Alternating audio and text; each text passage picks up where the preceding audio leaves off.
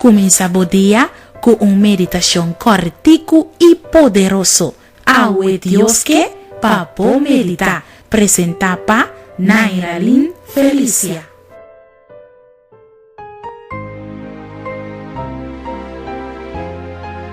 El título para nos meditación de ahorita, no wak para atrás.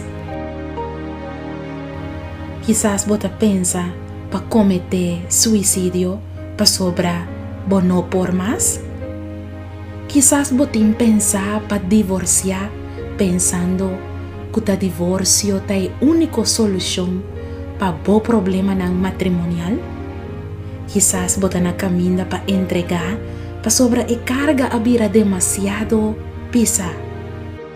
Quizás vos escuchando e voz de Dios te llamado, pero vos vira wak para atrás, para wak que ta e cosnan que vos perde si vos decidir para seguir Jesus.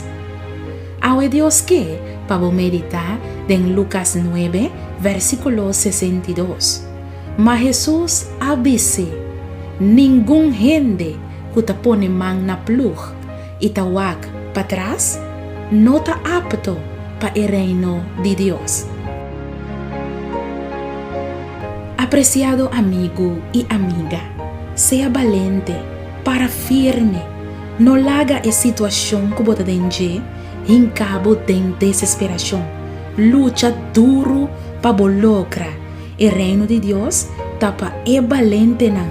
Si vos está apto para el reino de Dios, no wak para atrás, van para adelante, no queda wak el problema, van para adelante para vos progresar. Ta hora para lucha y vence vos por.